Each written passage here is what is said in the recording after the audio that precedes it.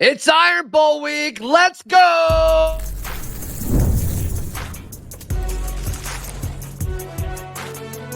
You are Locked On College Crossover, part of the Locked On Podcast Network. Your team every day.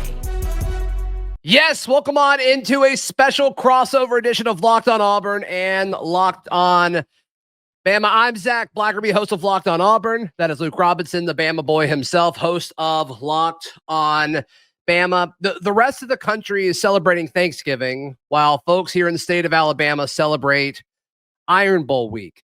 And we'll give our predictions, and we'll talk about the Milroe and Thorne weird comparisons that are kind of floating around the interwebs and the smack talk happening throughout Auburn's freshman class, and kind of Jalen Milroe at this point. But it's interesting how different these two fan bases feel about this game versus where they were a month ago, maybe even a week ago, Luke. Yeah, I would say it's more like a week ago. I mean, most Alabama fans were basically saying, okay, win these two games. And no matter, the Iron Bowl is always the Iron Bowl. It could always be tricky. And but get out of there with a win and you're in the playoffs and probably hosting, especially given the way the rest of the weekend went down. And then they just go and lay an egg in a fashion that hasn't been laid since the Shula days. And it was, I'm going to tell you, for me, it was rather devastating because I haven't seen Alabama do that. Now, I was in San Francisco when Clemson blew our doors off, but I felt like that was a little different. First of all, that's a national championship game, and you can always say, hey, we won the SEC, still had that 2018 SEC title game, which is one of the best games we've ever been to. Right. But this was different. This Oklahoma team had no business being on the same field with Alabama. And so what you have to think about is, okay, it's not really a talent issue because Alabama clearly had more talent than Oklahoma to me, and Oklahoma was missing a lot of folks. It's can this staff get folks prepared for the game issue? And you think it's a preparation thing? Was it a preparation thing like against Vandy as well? Like, is it similar issues that keep popping up in your mind, or are they kind of isolated incidents that you kind of found different ways to lose there? I mean, I don't know if we have a true enough sample size to say what it is. I mean, I can go back and look at Kalen DeBoer at Washington last year. They had some close calls against bad teams. Arizona State, who's doing great this year. My son goes to school there.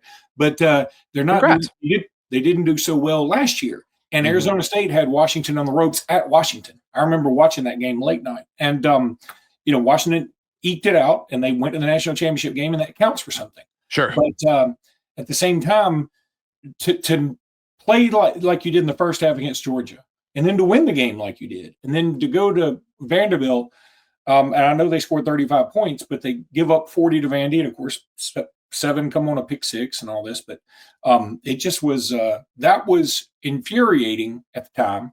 And then you lose at Tennessee, which I think a lot of people can forgive. I mean, Tennessee's pretty good this year; they'll go to the playoffs, I assume. Okay. The Oklahoma thing is inexplicable. I don't even know where to look for answers. Yeah, and so like how quickly can they bounce back? And I think that's kind of the Auburn hope in all of this is one, you saw an Auburn offense be more consistent and do a lot of the things that we've been begging them to do all season, and it worked, and you beat a ranked team, your first ranked win in several seasons. And on the other side of the coin is you look and see what happened in Tuscaloosa against Oklahoma. And it's just, you got to assume this is an Alabama locker room that's dealing with a lot of stuff that they've never had to deal with before. I mean, these guys are used to winning. They're used to blowing people out, and they're used to competing for championships. And Bama still has a path to the playoff. They need some help at this point. But the way college football has gone this year, like, I don't think it's crazy and out of the question to kind of have some upsets, impact who makes the playoff in the final week of the regular season. But I do think the fact of the matter is, like, this is new territory for Alabama. And for once, I think you've got an Auburn team that's excited to go to Tuscaloosa. And you saw that with some of the smack talk that we'll talk about whenever you want to, Luke, about the, coming from these freshmen earlier in the week. But this this feels a lot different than I expected it to, even a week ago. Yeah, I think in their title, there are two different vibes is a great way to put it. The vibe for me is probably different than some other Alabama fans. I think there's a lot more anger out there about what happened last week. For me, it's all this uncertainty has given me anxiety, quite frankly, because when you go through a stretch like Alabama has for 16, 17 years, and you're the preeminent program in the country, and there's no doubt about it. I mean, sure. Rappers are using Nick Saban in their songs, and everybody is saying, at game day, holding up signs, "We want Bama." And, all of a sudden we haven't fallen off a cliff. Let's not go crazy, but a loss like what we saw against Oklahoma just never happened. It wasn't an issue. I mean, we'd show up, we'd roll the ball out there and blow people's doors off. And that aura has eroded. Now, it hadn't completely eroded because Alabama's lost 3 games this year, and 3 times people have stormed the field. So it still means something. But I do feel like right now, and again, just based on this past week, it feels like 2 programs going in different directions, even though big picture, that's not true. Alabama and Auburn recruiting gangbusters, and it just feels that way a little bit. That's the most Bama thing ever. Like when we lose, the teams we lose to storm the field. So he's like, we get it's a big deal. It's like, come on. Y'all are so into yourselves. It's crazy. Well, even in losses, y'all are finding something. It's like, well, at least we allow the other team to be happy. Like, get over yourself, man. We didn't. No, Oklahoma took that. I want to be clear about that. But I think there's something to be said for, I mean, nobody Vanderbilt, well, you played Vanderbilt at Auburn. I'm trying to think. Missouri didn't storm the field when they beat y'all. Mm-hmm. Right now, eventually, in a few years, if Auburn keeps recruiting this way and they find a quarterback, maybe people will be storming the field for them. But a spade is a spade. It's just a weird flex. It's just a weird flex. Look, and I feel like Bama's the only fan base that would use that as a flex. That's all. It is.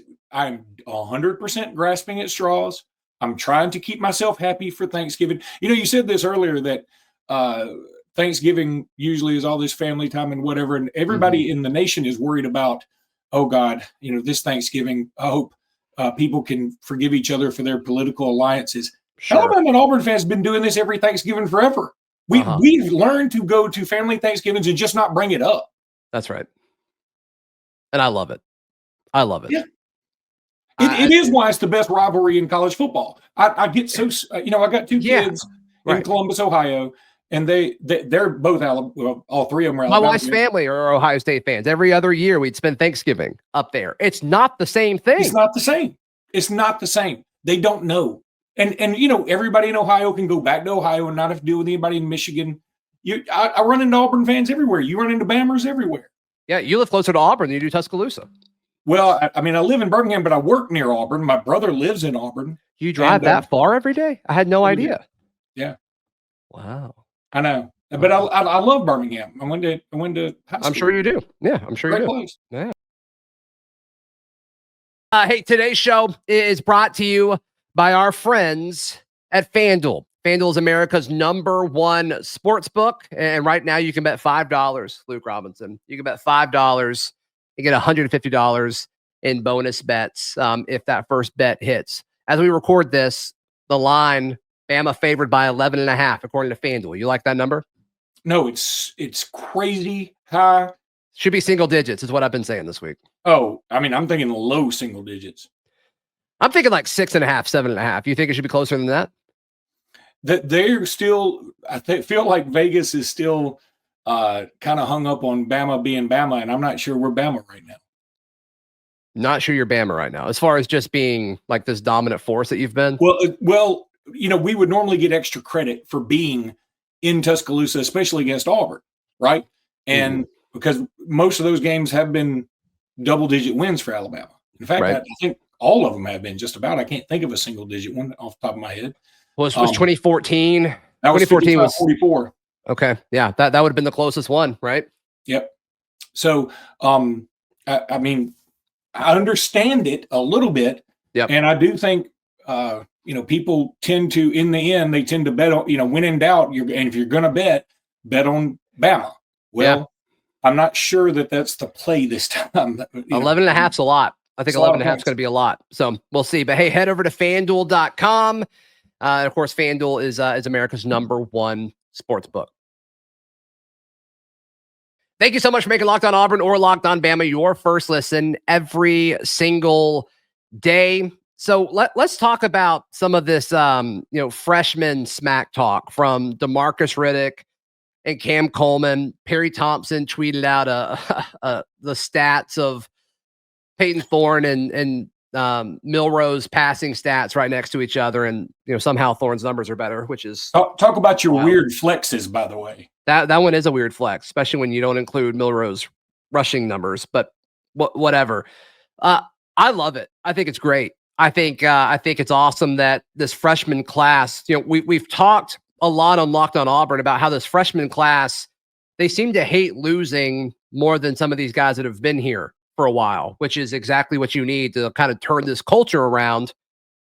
Is going out there and publicly saying some of this stuff. I don't know if that's the best move, but I don't mind it, because if you lose, you're going to get, you're going to get crap from Bama fans anyway. So why not do it? Because if he's right, all these quotes are going to be printed on t-shirts, and Auburn fans are going to be wearing them to Iron Bowls for the next 5 years. So I like it. I have no issue with the smack talk, but I definitely see the argument against it. I think part of it may be a little bit generational. I think you and this class are in the generation of, hey, just talk your talk. And really there are very little repercussions. That's why I think it is low key brilliant, because like you said, there's not much risk. I mean, there's some Alabama fans who have told me I'm wrong in our comments on Locked On Bama, but I said, look, if he's wrong, if Alabama wins a game, if they win it by blowout or win by one, I think for a day or two, people will go, well, take that, Demarcus Riddick. But I think after the next week or so, it's going to be sort of gone, because Alabama's going to be like, how can we get in the playoffs? I think they'll quit worrying about that. But I'm not a huge fan of smack talk ever. I mean, pregame, in the game, I understand that's the way it's going to be. Pregame, I'm not a huge fan, but I'm a lot older than most everybody listening to this. So it's a generational thing. I mean, you are like super old. We were talking about this earlier this week, actually. I am. I'm 52 years old, and I look every bit of it. How about that? I think you look great. Thank you. I think you look great. So then Milroe was asked about the Demarcus Riddick comments, and he says, yeah, I don't know who that is, which either says like you're just totally not plugged in at all, or like you're not watching tape at all. Like you don't know who the guy who's going to be spying you is. Like, are you not watching tape yet? Or he's lying. So I thought that was a weird response from an upperclassman. My bet is it was his own version of trash talk. I mean, my bet is he does know who he is. I think he was trying to do the Aaron Rodgers thing. Yeah, and I think it's sort of, that is a way to insult by somebody, to be like, hey, I don't even know who you are. And I think he might not know him by name. Frankly, he may know him as number 16, I think Riddick is, right? Mm-hmm. He might know him as just number 16. I don't know. Because Riddick is a good player. I think he's a really good player. Sure. And surely he will be out there a lot. I saw Malachi Moore, basically he wasn't even trash talk. He's like, yeah, I think Ryan Williams is really good. And because I think that was, by the way, say what you want to about Riddick, and you may love all this. And number one, I hate to break it to anybody, I'll be shocked. I would love to see Milroe and Riddick foot race, because I do feel like Milroe would win that. He's one of the fastest players in Alabama. Milroe's really fast, and Riddick has a few pounds on him. Not that Riddick's not athletic and fast for his position, but it's like Milroe is just it's kind of a different category. Honestly. Yeah, and here's the other thing. I don't think there's any shame. I mean, I don't think there's any shame in Riddick or anybody. I know, again, some people love it. It would, I guess, in a perfect world, it would be better if he was like, yeah, Ryan Williams is a good player and I respect him. But that's just not going to happen. And he did say that first, and that got cut out, where he talked about how he's electric and dynamic and an explosive player. But then he's like, but he's not, he's like, he's nobody to me. Yeah, I know. That's a little bit contradictory, but yeah, okay. Well, it is through the lens of like, hey, he's a good player, but he also he probably feels like Ryan Williams lied to him, because I think this class thought that Ryan Williams was going to be a part of the class with them. And so, I think give me a break. I'm sorry. That's a weird flex, because Demarcus Riddick was committed to Georgia. Did he lie to Georgia? I mean, the Cam Coleman was committed to A&M. Do you lie to A&M? I mean, this whole thing about, we feel lied to. All of recruiting is a big lie all the time. I'll give you that. That's fine. Okay. That's fine. But if I had to guess where Riddick was coming from, I do think, whether it's valid or not, I don't know, but I do think that's where he was coming from. So, I mean, that's a weird place to come from. I mean, because is it though? I mean, put yourself in the thought process of an 18-year-old. Like, is it? I mean, I think you're assuming that like they're grown men and they've kind of got everything figured out. Well, I don't know if that's really the case. Again, spare me the 18-year-old stuff too. These are 18-year-olds. By the way, Ryan Williams is only 17. I don't know if you knew that. But if you didn't, I'm sure they will tell us several times on Saturday. But they all make a bunch of money now too. So I mean, you want to be treated like an adult. You want to be paid like an adult. You're going to be treated like an adult. I mean, again, I'm not saying these aren't kids, and like it's not like they go from prepubescent to adult. I understand that the mental maturity still got to be there, but at the same time, it's harder to feel sorry for them when they make verbal missteps when they are making a lot more money than you and I combined times 100. Mm-hmm. Yeah. I whatever. I don't want to talk about this much more, but yeah, I get where you're coming from. If I had to guess where Riddick was coming from, I think that would be part of it. I also think part of it is when all that recruiting stuff was really going on, like a lot of Bama fans. I mean, his grandmother is very outspoken on social media, and a lot of Bama fans said some really crappy stuff to her. So if I'm him, I hate Alabama too. Like I don't blame him at all for that. So we'll see. I'm going to say this again. And I'm not doubting. I saw some of those things. Yeah, they're awful. And why somebody would want to get in a Twitter war with somebody's grandmama, I don't care who she plays for. Yeah. But that goes both ways. And if you're going to get on social media and say something, I'm with you. You're going to get it back. I get it. Yeah, I get it.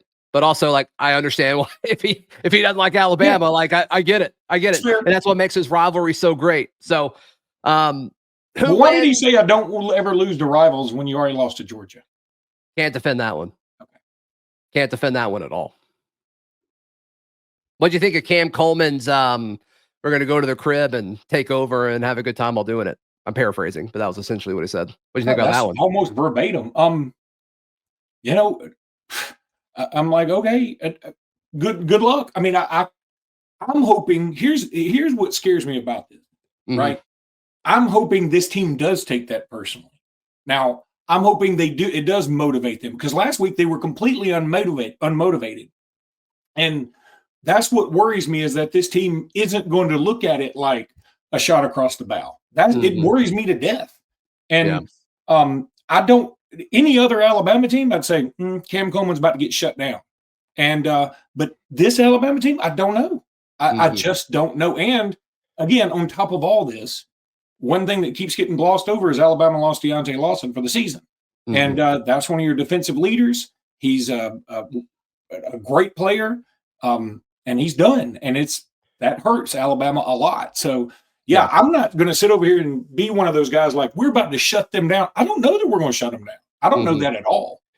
Yeah, let's jump into our picks and predictions in just a second, right here on the special crossover edition of Locked On Auburn and Locked On Bama.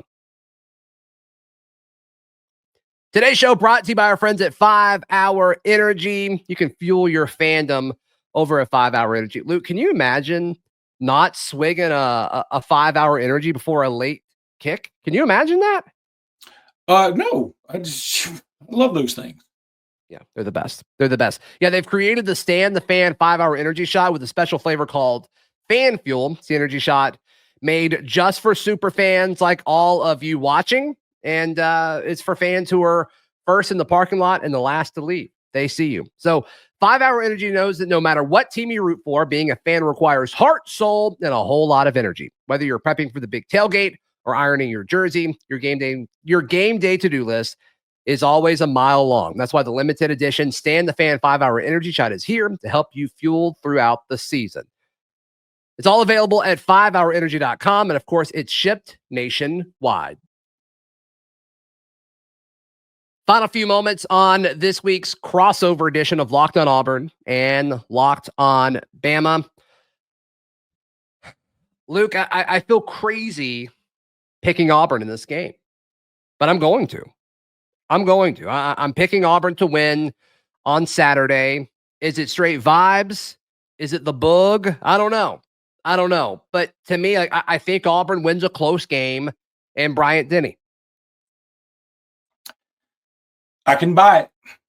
I mean, I'm not going to sit here and tell you you're wrong. I don't have any idea what Alabama team shows up. Now, we are prisoners of the moment here. Auburn just won this electric, incredible game. And frankly, again, to be fair, and not trying to pick a scab here, but it's the first time Auburn's won a big game in quite some time. Yeah, and since 2021, that game against Ole Miss. Yeah. And it was an electric atmosphere, and everybody is in their feelings, and Auburn basketball is kicking butt, and all that stuff's going on, and it feels like everything's coming up orange and blue right now. So I get it. I get the positivity. Recruiting's going well, all those things. For Alabama, we are prisoners of the moment in the sense that we just watched us lay the worst egg we've laid since 06-ish, maybe even before that. I mean, sure. And it was just god awful, and it just feels like, wow, we don't even know what to think about this team anymore. Mm-hmm. And the guy, Jalen Milroe, who I'm a big fan of, I've always been a big fan of, but I even said on Twitter against Oklahoma, I was like, it may be good to sit him because we need a spark. We need something, and it wasn't happening. So I get why I have all this uncertainty, not necessarily negativity. I have a lot of uncertainty. I feel like Alabama's the better team. I feel like in Tuscaloosa, Alabama certainly got an advantage, but I'm very curious how that advantage is going to look and what the fan vibe is going to be and what the mood's going to be. So what do you think of all of the Alabama fans posted on socials and message boards? And I mean, you even kind of had a playful tweet earlier in the week about it of like, oh, let's just boycott the Iron Bowl, which obviously they're not taking seriously, but just the fact that it's like, that's a joke that several Alabama fans are making. I mean, that kind of like shows where the fan base is, or are they just still upset from Saturday, and then by the time this Saturday rolls around, they'll be fine.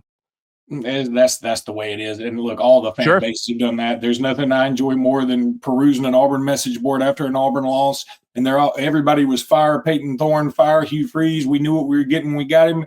And after Saturday, it is all loves and kisses and hugs and toilet paper. So yeah, that's just the way fandom is. I try not to take those people seriously. And again, it's really hard to take many people on Twitter seriously, period, including you and me. Yeah. Twitter is not real life for sure. No, it's not. For sure. Solid reminder there.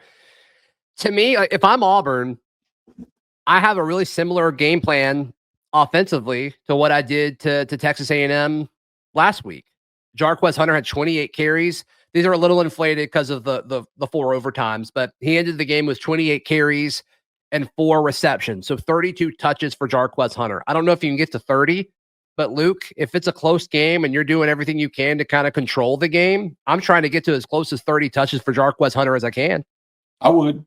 I mean, Alabama couldn't stop the run this last weekend. You know, Jimmy and I were laughing. Like, he was like, the defensive backs look pretty good. I was like, how do we know? They didn't have to throw a ball longer than 10 yards. It was like 12 passes. They threw like 12 times or something. And all of them were slants. I mean, it wasn't like they threw any deep balls. I mean, we just didn't have to deal with anything like that. So, I again, it's all part of that uncertainty for me. And part of me is scared to death in the sense that, you know, maybe this is – I mean, Jimmy and I have both agreed, by the way. Jimmy Stein, my co-host on Locked On Bama. The dynasty is over. Now, there are some people who say it isn't. Wow. It is. It's over, and that's okay because we've had other dynasties, and hopefully we can get another one back. But this one is over, and so it's. What was the moment where it ended? Do you think? Did it end with Saban, or did it end this past weekend when y'all lost to Oklahoma? I feel like it truly, the nail in the coffin was this past weekend. So maybe that's my upside is maybe it's like, okay, new season starts now, new dynasty starts now. Maybe we can treat it like that. I don't know. But, again, there are going to be Alabama fans that probably give me heck saying I'm being too negative and too uncertain and too whatever. I mean, I think you're being a little negative. I mean, if that's how you feel, it's how you feel. But I do think, like, this is an above average football team. Like, y'all have 3 losses going into the final week of the season. I know expectations and all that are fine. Like, the schedule's ridiculous. It's a tough schedule for sure. Now I am being more negative. When it comes to Auburn, it's harder and harder for me to look at it objectively because I did grow up so close to Auburn because most of my friends are Auburn fans because I have to deal with Auburn people all the time. And it's the game means more to me than it means to some other folks. I mean, other people do think Tennessee is the biggest rival. I don't. I never will. Yeah. I think it's Auburn. I don't care if Auburn's 0-11 coming into the game. I will always believe that. So, and in a way, that is respectful, But so it's hard for me because there have been times I was in Auburn in '97 when we Ed Sissom fumbled. When all we had to do was just give it to a guy who's probably going to be in the NFL Hall of Fame. That's all we had to do. Right. And we couldn't do it. So I've been there for some bad moments, and Auburn always gives me a lot of anxiety. I got to take extra medication during the Auburn week. Who's your pick? Are you picking Bama or Auburn? All right. I almost feel like I can't even pick it because I'm going to jinx it either way, but I will pick Bama in the closest of close games. I'm thinking like 27-24. Yeah, I feel something like that because and I'll be honest with you, my pick is Homer based. I have no problem saying that. That's fine. That's fine. I'm very, very concerned. It's not going to shock me if Auburn wins this. 2 weeks ago, I'd been like, we're going to wax those dudes. I'm there with you. With you. Now all of a sudden it just looks different. It feels different. Yeah. What's your favorite Iron Bowl? Oh gosh. I'll tell you what. I do. I have a quick story for you. The 55-44 one is up there, and I'll tell you why. Because I had the luxury of sitting in a skybox in Tuscaloosa for that one. There was an Auburn fan with her husband in there, and she came with an Alabama couple. And while Auburn was kicking our tail for a little bit, if you remember, she looked over at the Alabama friend that she was with and said, "Now listen, no matter what happens, it's just a game, and we're all going to have fun afterwards, no matter what happens." Well, Alabama comes back and wins 55-44. Derrick Henry goes long touchdown towards the end. Soon as Derrick Henry broke around the end, she and her husband stormed out, and I hadn't seen them since. That's so that memory always makes me feel like that's a chef's kiss right there. Yeah, I got it. Yeah. If you can't take it afterwards, don't talk smack for sure. But I'll say this. The other one that really stands out to me, and again, I hate for it to be this one because I hate for Brian Harsin to be involved. Look, I don't like Brian Harsin any more than y'all do, by the way. Okay? The potato famine reached all across the state, for sure. I appreciate his pettiness on Twitter, and it is straight petty. I mean, just wow. But for a man who made $15 million to go away. But that 2021 Iron Bowl, Bryce Young, who is one of my favorite players of all time, to bring that team back with – he was missing his top two receivers. Well, no, missing his top receiver was bananas. So I had a blast. That was a wild game. That was a wild game for sure. What's yours? 2013. You got to throw that one out a little bit. Yeah, second row in the student section. I mean, I'll remember that for the rest of my life. Then probably 2019 with the two pick sixes and the doink. Yeah, the doink off of the field goal. So.